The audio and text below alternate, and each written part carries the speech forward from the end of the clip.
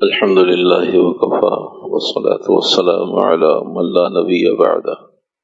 أعوذ بالله من الشيطان الرجيم. بسم الله الرحمن الرحيم. إن أحسنتم أحسنتم لأنفسكم وإن أسأتم فلها فإذا جاء وعد الآخرة ليسوءوا وجوهكم وليدخلوا المسجد كما دخلوه أول مرة وليتبروا ما علوا تتبيرا. عسى ربكم أن يرحمكم وإن عدتم عدنا وجعلنا جهنم للكافرين حصيرا. صدق الله مولانا العظيم وصدق رسوله النبي الكريم ونحن على ذلك لمن الشاهدين والشاكرين والحمد لله رب العالمين. سورہ بنی اسرائیل 15واں سپارہ 7 اور 8 نمبر 2 آیات. ان احسنتم احسنتم لانفسکم، اے لوگو اگر تم نے کوئی نیکی کی، بھلائی کی تو اپنے ہی لیے کی. وَإِنْ أَسَأْتُمْ فَلَهَا، اگر تم نے کوئی برائی کی تو برائی بھی تمہارے اپنے لیے ہے. فَإِذَا جَاءَ وَعْدُ الْآخِرَةِ، اور اگر پھر تم نے دوبارہ یہ حرکت کی، لِيَسُوءُ وُجُوهَكُمْ، ہم تم پر پھر دوسری مرتبہ ایسے مسلمان مسلط کر دیں گے، وجوہکم جو تمہارے چہرے مار مار کر بگاڑ دیں. وَلِيَدْخُلُوا الْمَسْجِدَ كَمَا دَخَلُوهُ أَوَّلَ مَرَّةٍ، اور تمہارے گھروں میں مسجدوں میں گھس کر وَلِيُتَبِّرُوا مَا عَلَوْا تَتْبِيرًا، اور وہ جس پر قابو پائیں ان کی شکلیں بگاڑ دیں. عَسَىٰ رَبُّكُمْ أَن يَرْحَمَكُمْ، قریب ہے ہاں اگر تم رجوع کرو، توبہ کرو تو اللہ تم پر رحم فرما دے. وَإِنْ عُدْتُمْ عُدْنَا، اور اگر تم نے دوبارہ یہ حرکت کی، بغاوت کی، تو ہم تمہارے ساتھ دوبارہ یہی حشر کریں گے. وَجَعَلْنَا جَهَنَّمَ لِلْكَافِرِينَ حَصِيرًا، اور ہم نے نافرمان لوگوں کے لیے، اہل کفر کے لیے جہنم کو قید خانہ بنا رکھا ہے.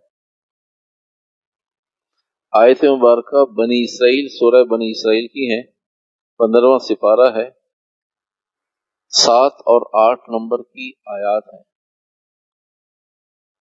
اللہ تبارک و تعالی نے بنی اسرائیل کی بغاوت، نافرمانی، حکم عدولی، احکامات کو پامال کرنا، انبیاء علیہ السلام کو قتل کرنا، پہلے انکار کرنا، استہزاء کرنا، پھر قتل کر دینا، اور ان کے قتل کے دوران بھی، قتل سے پہلے بھی، قتل کے بعد بھی ان کے لائے ہوئے احکامات میں تحریف کرنا، تبدیلی کرنا. یہ بنی اسرائیل کی عادت شریفہ تھی. اور بنی اسرائیل یعقوب علیہ السلام کے ماننے والے لوگ، اور جو بنی اسرائیلی ہیں قرآن حدیث کی روح سے، انہی کو یہود کہا جاتا ہے. وہ بنی اسرائیل اور یہود کوئی علیحدہ علیحدہ نہیں. آج جنہیں یہود کہا جاتا ہے وہی بنی اسرائیلی ہیں. جنہیں بنی اسرائیل قرآن میں کہا گیا وہی یہود ہیں. جنہیں قرآن حکیم میں نصارہ کہا گیا وہی آج عیسائی ہیں. جو آج عیسائی ہیں انہی کو نصارہ کے ساتھ تعبیر کیا. تو یہود اور نصارہ کی تاریخ اعمال، افعال، کردار کے اعتبار سے پرانی تاریخ ہے. پس منظر یہ ہے آیت مبارکہ کا کہ اللہ تبارک و تعالیٰ نے ارشاد فرمایا کہ اے یہود، تم 2 مرتبہ بغاوت کرو گے، دونوں مرتبہ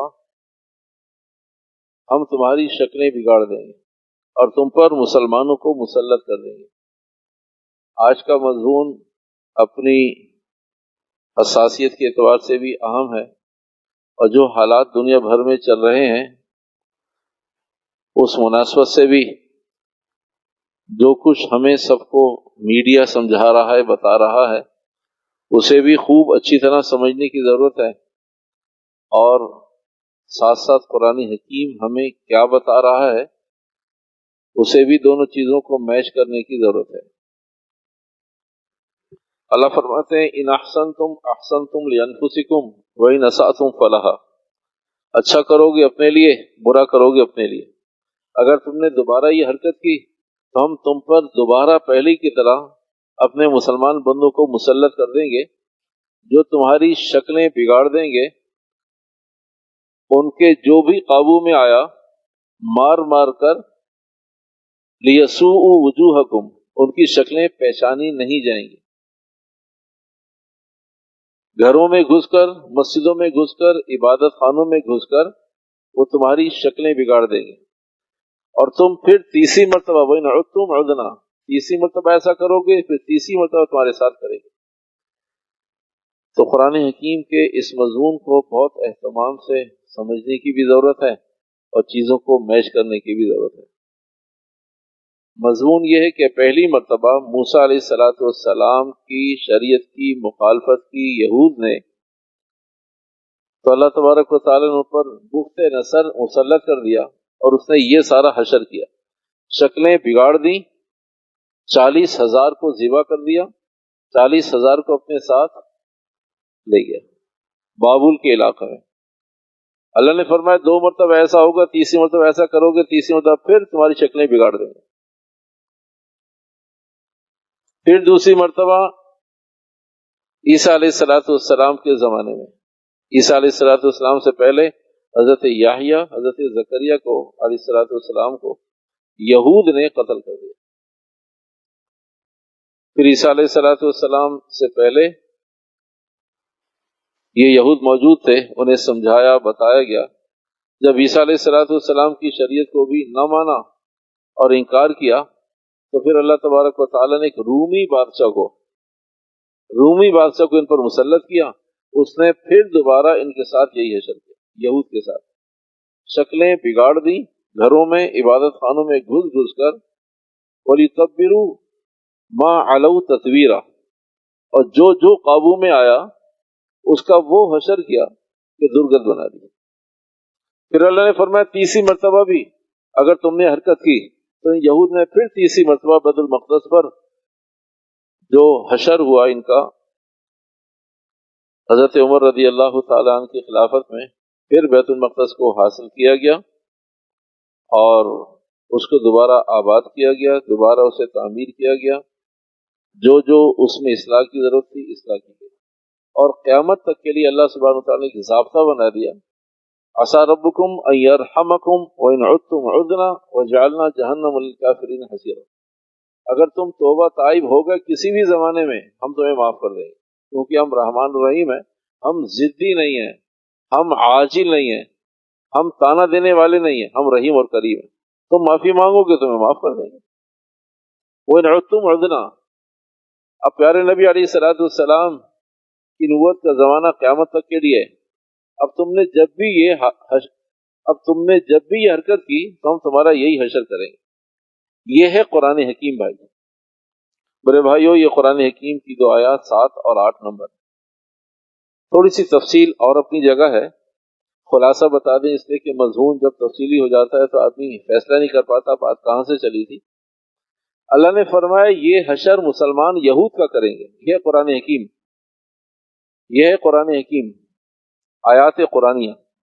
اللہ فرما رہے یہ حشر یہود کا مسلمان کریں گے، لیکن عجب حال یہ ہے کہ یہ حشر ہو رہا ہے مسلمانوں کا، یہود کر رہے ہیں۔ قرآن کہتا ہے مسلمان کریں گے یہود کا، اور حال یہ ہے کہ یہود کر رہے ہیں مسلمانوں کا۔ آپ علیہ السلام کے زمانے میں تیسری بشارت پوری ہو گئی، وہ تیسری بشارت حضرت عمر کے دور میں پوری، پہلی موسیٰ علیہ السلام کے بعد بخت نصر کے زمانے میں 40,000 قیدی اور 40,000 قتل،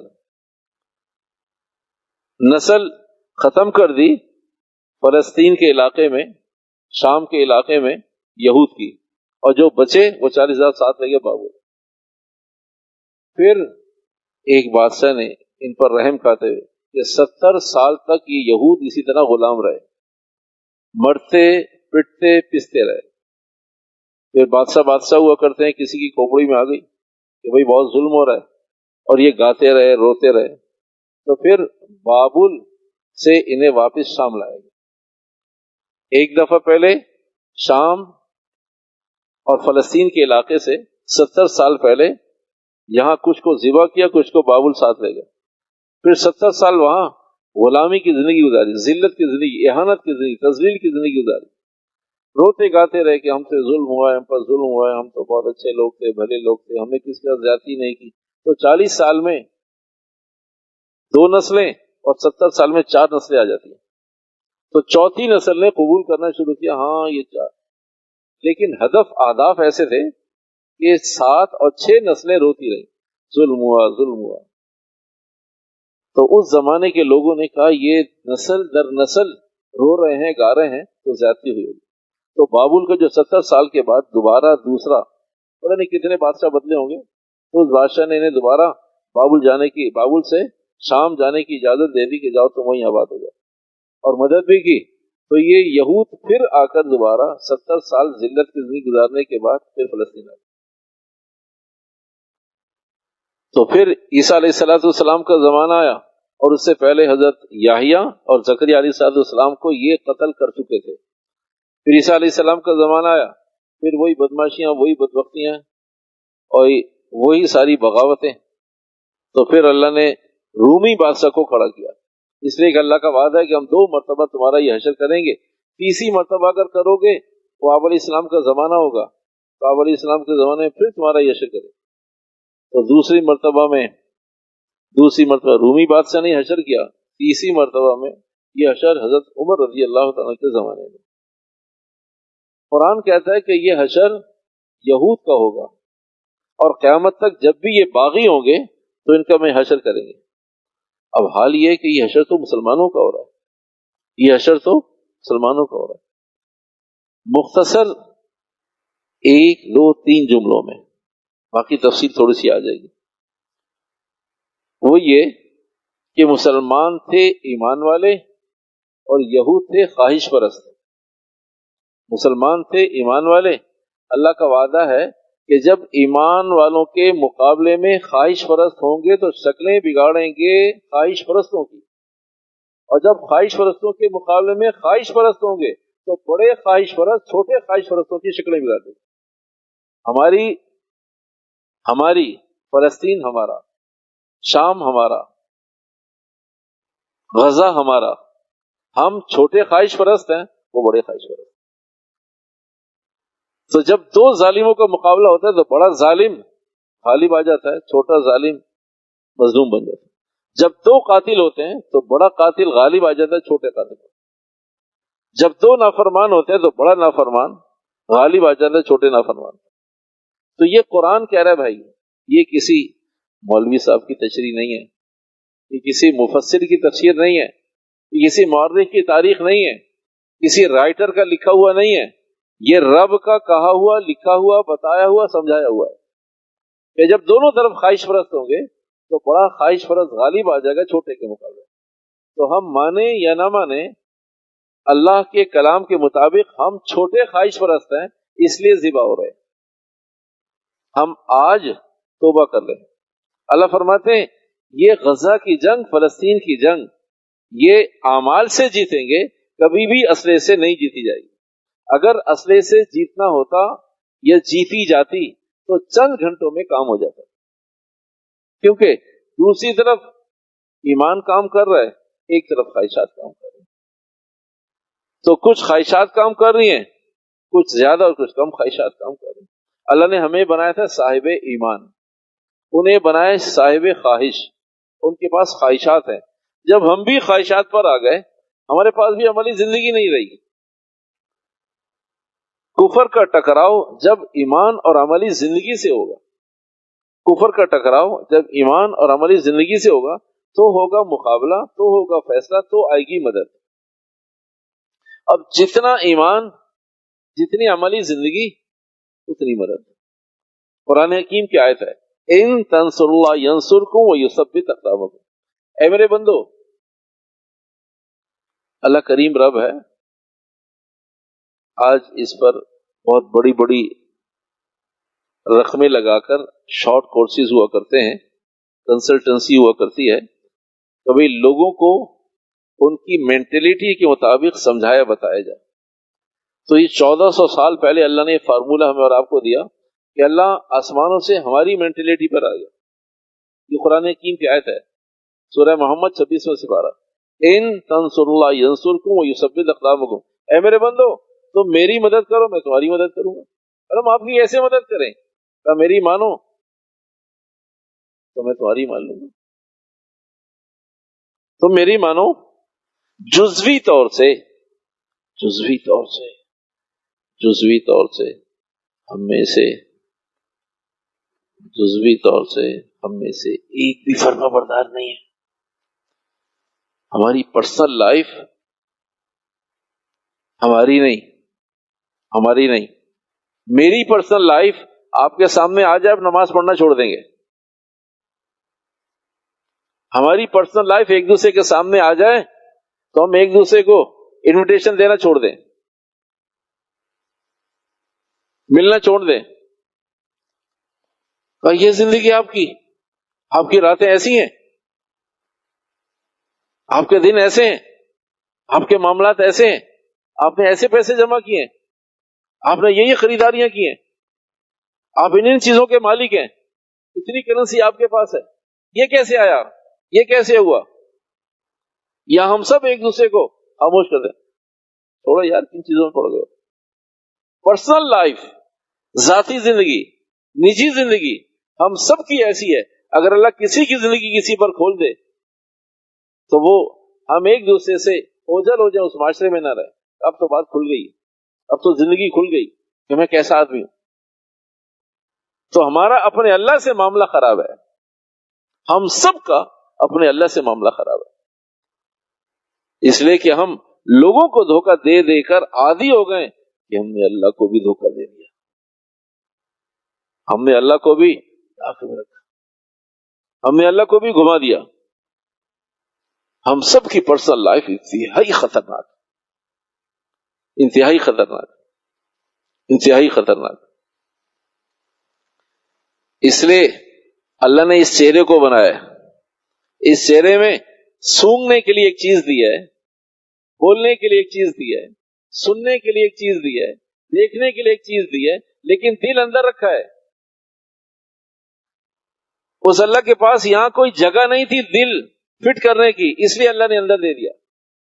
اس اللہ کے پاس یہاں اس چہرے میں کہیں کوئی جگہ نہیں تھی کہ وہ اللہ یہاں دل کو کہیں فٹ کر دیتا، جگہ نہیں تھی اس لیے اندر دے دیا ہے. بات سمجھ میں آ رہی ہے نا؟ اس ڈیزائنر کے پاس، اس مینوفیکچرر کے پاس، اس مؤسس کے پاس،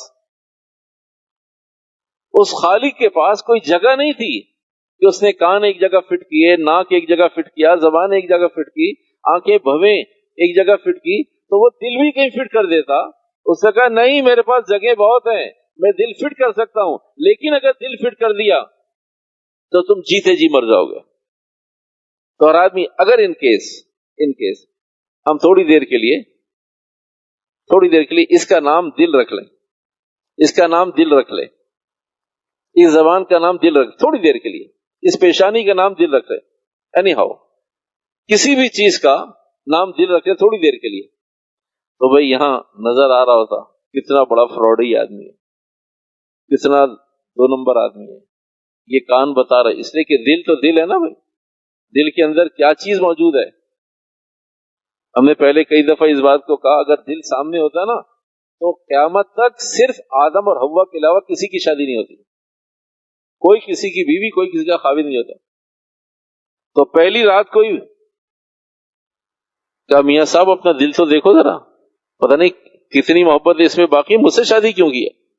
تو خاوند بھی یہی کہتا کہ جو تھوڑی دیر پہلے بیوی نے کہا تھا، تو بھی اتنے سارے اس میں پہلے سے موجود ہیں، تو میرے لیے ہاں کیوں کی تم نے اگر دل سامنے ہوتا؟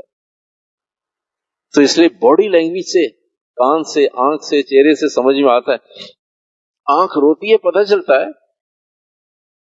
دل کا بھی پتہ چل جاتا ہے. اسی طرح جب ناک لمبا سانس لیتا ہے تو پتہ چلتا ہے کیا ہو گیا. کچھ لوگوں کی سونگنے کی صلاحیت کو شامہ کہتے ہیں، شامہ کہتے ہیں. کچھ لوگوں کی شامہ بہت تیز ہوتی ہے کہ کسی کو اسمیل نہیں آتی، انہیں اسمیل آ جاتی. کیا ہو گیا؟ جلنے کی بو آ رہی ہے. کیا ہو گیا؟ کہیں دودھ ابل رہا ہے. کیا ہو گیا؟ کہیں روٹی جل رہی ہے. کیا ہو گیا؟ کہیں پانی بوائل ہو رہا ہے. نہیں آپ غلط فہمی ہے، تھوڑی دیر میں غلط فہمی وہ خوش فہمی صحیح فہمی بن جاتی ہے. آپ صحیح کہہ رہے تھے. کہا بھائی میری شامہ بہت تیز ہے، مجھے بہت جلدی کہیں بھی خوشبو بدبو فوراً آ جاتی. تو بھائی دل بھی اسی طرح رو رہا ہوتا یا ہنس رہا ہوتا تو آدمی کہتا ہے یار کیا منافق والی باتیں، دیکھو تمہارے دل میں کیا ہے، کیا کر رہی ہے.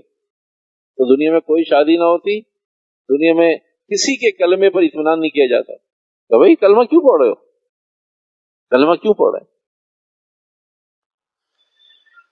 میرے بھائیوں، میرے عزیزوں، میرے ساتھیوں، ایک بات عرض کرتے ہیں، ڈرتے ڈر لگتا ہے اس لیے کہ جب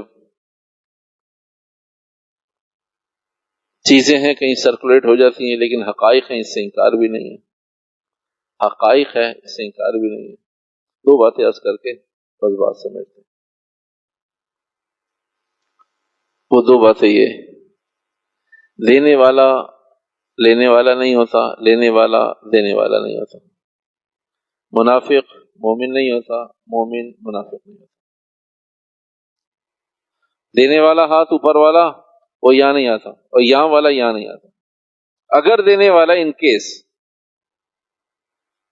اگر دینے والا ہے تو ایک وقت میں لینے والا نہیں ہوگا، اگر لینے والا ہے تو ایک وقت دینے والا نہیں ہوگا. اگر منافق ہے تو مومن نہیں ہوگا، ایک وقت میں منافق و مومن نہیں ہوگا. اگر اس وقت منافق ہے تو اس وقت مومن نہیں، اگر ہم اس وقت مومن ہیں تو پھر منافق ہے. ایسا نہیں ہو سکتا کہ منافق بھی ہوں اور مومن بھی ہوں، مومن ہوں اور منافق نہ ہوں. یہ ہو سکتا ہے منافق ہوں اور مومن نہ ہوں، کیونکہ یہ نہیں ہو سکتا مومن بھی ہوں منافق بھی ہوں. اللہ سبحانہ تعالیٰ کا نظام ہے، حقائق ہیں، زمینی حقائق ماننے چاہیے، زمینی حقائق ماننے چاہیے. میں برانگیختہ نہیں کر رہا، میں مس گائیڈ نہیں کر رہا، میں آپ کو حقائق بتا رہا ہوں، میں آپ کو حقائق بتا رہا ہوں. آج فلسطین اور غزہ لوگ ہاتھ جوڑ کے مانگ رہے ہیں. فلسطین اور غزہ لوگ کیسے مانگ رہے ہیں؟ ہم پاکستان میں بیٹھے ہیں، کیوں پریشان ہیں آپ؟ ہم تو یہاں الحمدللہ اپنی ریاست میں بیٹھے، اپنے ملک میں بیٹھے ہیں.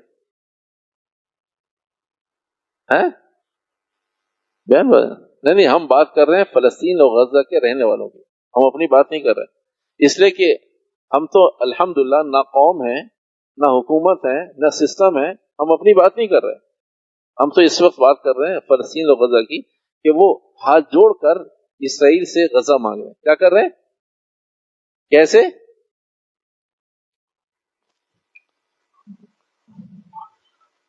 ہاں بھائی، او بھائی بہت زیادہ یہی ہوگا نا، کوئی ایجنسی کا آدمی ہوگا یہاں پہ، اس سے زیادہ کیا ہوگا جی؟ جہاد کر کے جان دے کر مانگ رہے ہیں. مل جائے گا ٹھیک، نہیں ملے گا اللہ کہتا ہے ٹھیک. اس مضمون کو ایک منٹ کے لیے یہاں روکے، اس مضمون کو ایک منٹ کے لیے یہاں روکے. آپ سن رہے ہیں، پریشان نہ ہو، آپ پر کوئی آنچ نہیں آئی، کبھی نہیں آئے گی. جتنے ممبر سے علماء نے، لوگوں نے اس موقع پر ان حالات میں بہتی گنگا میں ہاتھ دھویا ہے اور فلسطین کے بارے میں حمایت میں کچھ کہا، وہ سارے مولوی ہٹ لسٹ پہ آ گئے. تو آپ کیوں پریشان ہو رہے ہیں؟ آپ تھوڑی بیان کر، میں بیان کر رہا ہوں. بھائی یہی ہوگا نا کہ چلو بھائی وہاں جا کر جہاد نہ صحیح، شہادت نہ صحیح، کچھ کہہ کر شہادت صحیح. سننے والوں کو جلسے جلوس میں کوئی پابندی نہیں دی گئی. سننے والے کہا جی پتہ نہیں کون سے چلے گئے، کہا کس نے؟ کہا اسے لے آؤ. بنیاد سمجھ لیں، بنیاد سمجھ لیں.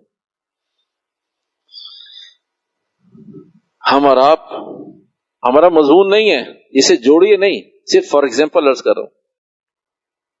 اگر مجھے معلوم ہے کہ میں ووٹ وہاں دے رہا ہوں جہاں ایک بھی ووٹ نہیں ہے میرے علاوہ، لیکن آدمی ٹھیک ہے، تب بھی ایمان کا تقاضا ہے کہ اس کو دیں اور اپنا ووٹ ضائع کریں. یہ تو جیتے گے ہی نہیں. اور بھائی جیت ہماری ہے ہی نہیں، ہمارا ایمان مجبور کرتا ہے کہ ہم صحیح آدمی کو تلاش کریں، ووٹ دے دیں.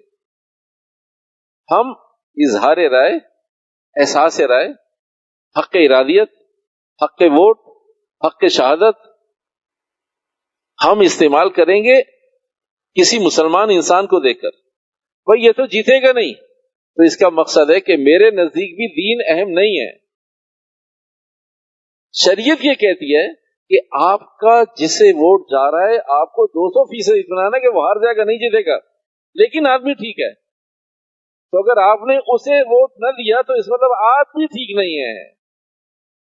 آپ ٹھیک ہیں، آپ وہاں ووٹ دیجئے جو آدمی ٹھیک ہے، چاہے جیتے چاہے ہارے، اس لیے کہ ہمارا مسئلہ جتانا تھوڑی ہے، ہمارا مسئلہ یہ کہ صحیح آدمی کو ہم نے پروموٹ کیا یا نہیں کیا۔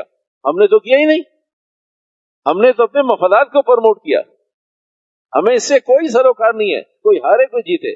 ہماری ذمہ داری یہ ہے کہ اللہ نے ہمیں شاہد بنایا ہے، اللہ نے ہمیں سفارش کرنے والا بنایا ہے، اللہ نے ہمیں شہادت دینے والا بنایا ہے، اللہ نے ہمیں امانت دار بنایا ہے، اللہ نے ہمیں معاون بنایا کہ ہم کسی کی مدد کریں۔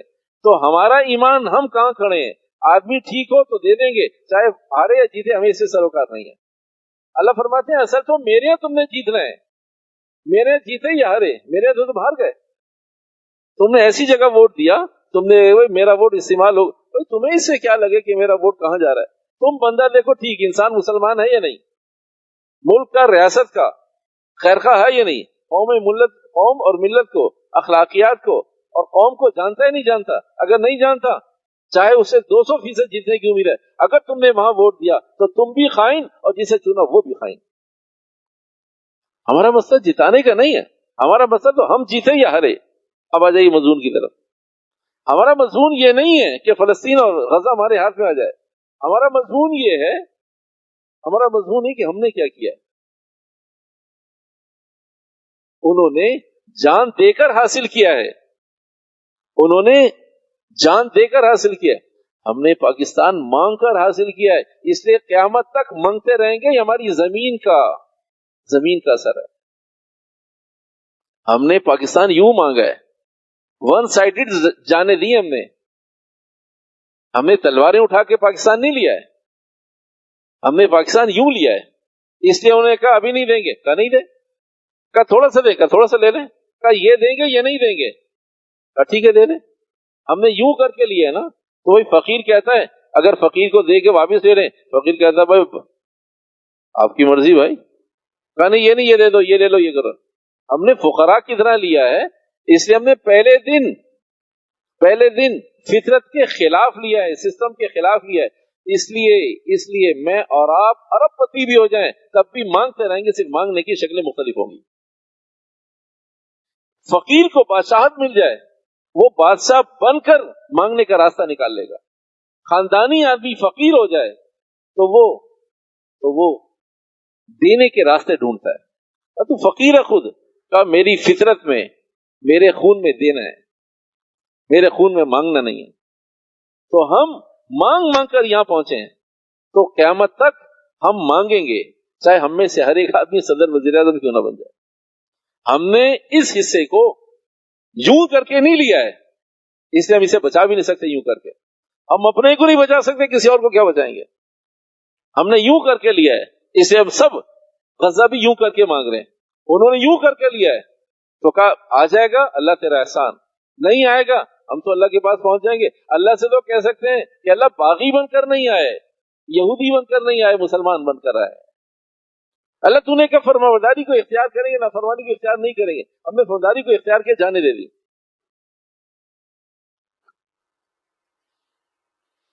جو حال وہاں پر 70 سال سے ہے نا، میں نہیں کہہ رہا، یہ اہل بصیرت کہہ رہے ہیں، میں ناقل ہوں۔ جو حال 70 سال سے وہاں ہے نا، کہنے والے قسم کھا کے کہہ رہے ہیں، الامان والحفیظ، اگر ہم پر 70 منٹ کے لیے یہ حال آ جائے نا، ہم سب کلمہ کفر کہہ دیں گے، صرف 70 منٹ کے لیے۔ کسی کا بچہ، کسی کی بچی، کسی کی ماں، کسی کا باپ، کسی کے چھوٹے، کسی کی دلہن، کسی کی بہو زخمی ہو رہی ہو، اسے کوئی پوچھنے والا نہیں، اس کا خون فوارے کی طرح ایسے بہ رہا ہو، وہ کام مجھے بتاؤ کیا کر رہے ہیں؟ عیسیٰ علیہ السلام کو ماننا، عیسیٰ علیہ السلام کو مانتا ہوں، موسیٰ کو ماننا، موسیٰ کو کہو یہودی تو میں یہودی ہونے کو تیار ہوں، محمد علیہ السلام کا انکار تو انکار کر دوں گا، مجھے ان بچوں کی شہادت نہیں چاہیے۔ جو 70 سال سے بھگت رہے ہیں وہ میرے اور آپ پر 70 منٹ کے لیے آج ہم کلمہ کفر کہہ دیں گے، ایمان چھوڑ دے رہے ہیں۔ پھر بھائیو ہماری تو مسجدیں بھی، نمازیں بھی، ہمارے تو مولوی بھی، ہمارا دین بھی، مذہب بھی یوں کر کے لیا ہے، یوں کر کے لیا یہ دین اس طرح رہتا نہیں ہے، اس لیے تو ہمارے پاس ہے نہیں، ہمارے پاس تو یوں کر کے لیا ہوا دین ہے، تو اس لیے یوں کر کے ہی چلا جاتا ہے۔ تو ہم نے یوں کر کے لیا نہیں ہے نا، فطرت کے خلاف لیا ہے۔ تو ہم ہمیشہ خاندانی قومی منگتے ہیں، حالات جو مرضی ہو جائیں۔ آنکھوں والے کہتے ہیں یہ حکومتیں جتنی مرضی آ جائیں میں نہیں بدلوں گا، نظام نہیں بدلے گا، میں اپنے آپ کو بدلنا نہیں چاہتا، میں حکومت کو بدلنا چاہتا ہوں، حکومت تو مجھ سے بڑی منگتی ہے، میں تو 2000 10 20 سے مانگتا ہوں، وہ تو ساری قوم سے مانگتے ہیں، تو حکومت بنتی ہے۔ ہم نے کیونکہ فطرت کے خلاف لیا یہ، ہم نے ون سائیڈڈ ہاتھ جوڑے ہیں، ون سائیڈڈ قربانیاں دی ہیں، ون سائیڈڈ خون بہائے، صرف خون دیا ہے، ہم نے صرف خون دیا ہے، کہ جتنا مرضی خون لے لو، لیکن ہم تم سے مانگتے ہیں، بھیک مانگتے ہیں، وہ ہماری بھیک پوری کر لو۔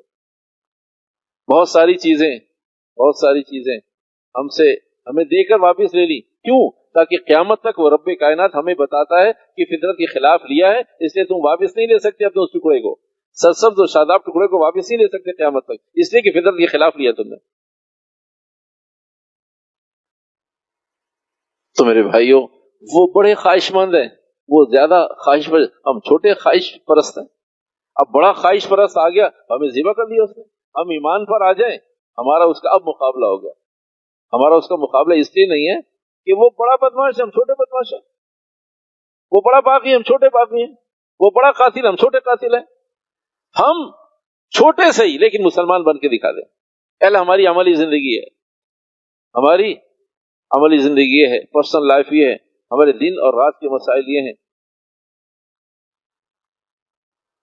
آخری بات، ہماری وہ کون سی زندگی ہے، وہ کون سی زندگی ہے جس زندگی کے بارے میں اللہ مدد اتارتا ہے؟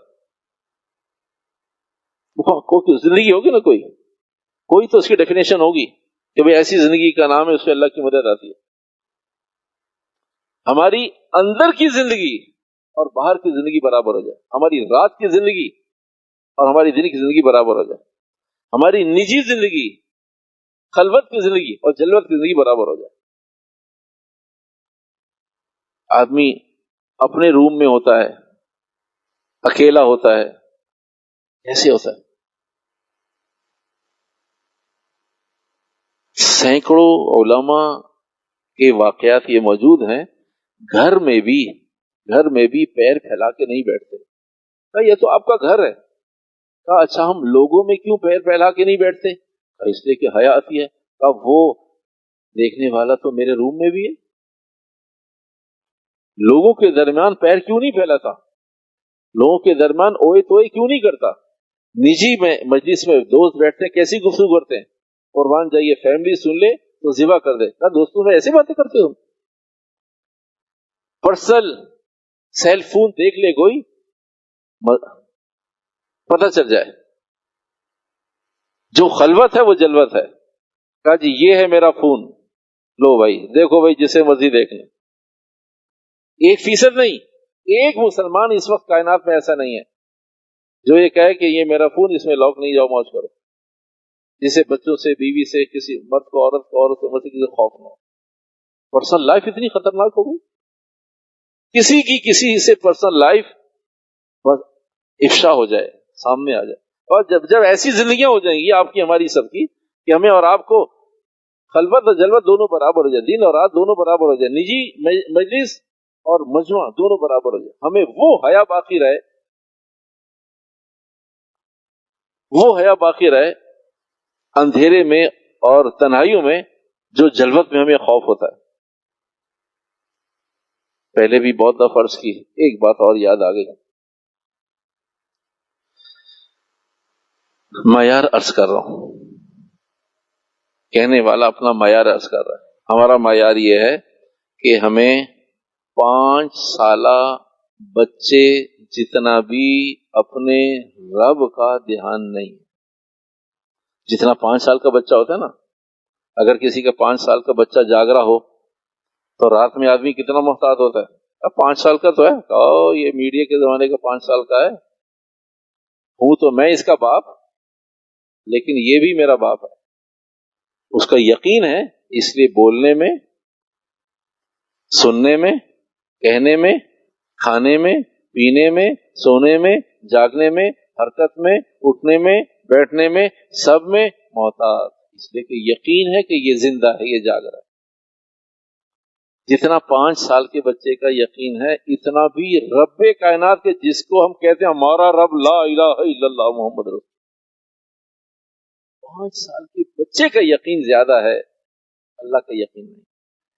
5 سال کے بچے کی موجودگی میں آدمی پیسے کھول کر نہیں بیٹھتا، ڈالر نہیں گنتا، سونا نہیں چیک کرتا، زکوٰۃ دینے کے وقت بسکٹوں کا ڈھیر نہیں لگاتا، زیورات کا ڈھیر نہیں لگا. کہا چھوٹا بچہ باہر جا کے بتا دے گا، اس لیے کہ یہ دیکھتا ہے، اس کی آنکھیں ہیں، اس کو نہیں پتا چلے کہاں لاکر کہاں ہے، اس کو نہیں پتا لاکر کی چابی کہاں ہے، اس کو نہیں پتا چلا ڈالر کتنے ہیں، اس کو نہیں پتا چلا ریال کتنے ہیں.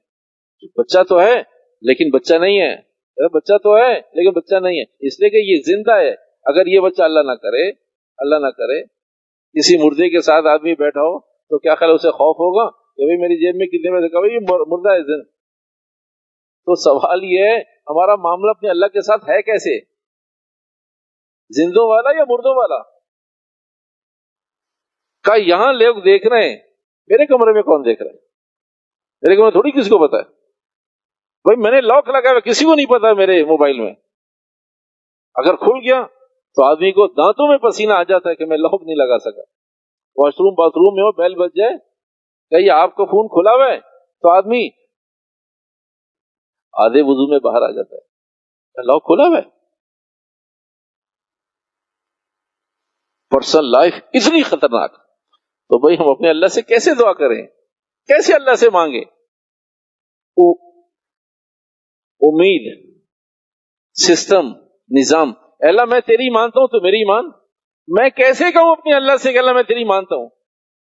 میں کس منہ سے کہوں گا اللہ میں تیری مانتا ہوں؟ میں تو مانتا ہی نہیں ہوں اللہ کی، نہ دن میں، نہ رات میں، نہ جلوت میں، نہ خلوت میں، نہ عوام میں، نہ کھانے میں، نہ پینے میں، چل کہاں مانتا ہوں میں اللہ کی؟ پھر ہم کیسے اللہ سے دعا کریں اے اللہ فلسطین والوں کی مدد فرما؟ وہ تو ایمان کی بنیاد پر لڑ رہے ہیں، ہم تو ایمان کی بنیاد پر دعا بھی نہیں کر رہے. تو میرے بھائیو، یہ 7 اور 8 نمبر آیات میں نے تو مختصر صاحب کے گوش گزار کر دیا ہے. آپ بھی تفسیر میں ضرور پڑھیے اسے، تاکہ ایمانی احساس اور رخ کا پیدا ہو کہ اللہ کی شان. ایک حالات ایسے چل رہے ہیں، رب نے 14 سال پہلے کیا کہ وہ تم عدنا، پھر اگر تم نے ایسا کیا تو میں تمہارے ساتھ ایسے ہی کروں گا. اللہ کی شان جو اللہ نے یہود کے لیے کہا وہ سب کچھ میرے اور آپ کے ساتھ ہو رہا ہے. اس لیے ہو رہا ہے کہ وہاں یہود اللہ کا باغی تھا، ادھر مسلمان اللہ کے مطیع فرمانبردار تھے. اب مسلمان بھی یہود کی طرح باغی ہو گئے. اللہ نے فرمایا دونوں باغی ہیں، ایک چھوٹا باغی ایک بڑا باغی. تو بڑا باغی پکڑے گا، چھوٹا باغی پکڑ جائے گا. اللہ پاک سمجھ کی، عمل کی، احساس کی، ادراک کی، توبہ کی، رجوع کی توفیق عطا فرمائے. الحمدللہ رب العالمین، والعاقبۃ للمتقین، والصلاۃ والسلام علی سید الانبیاء والمرسلین. رب اغفر وارحم وانت خیر الراحمین. رب اغفر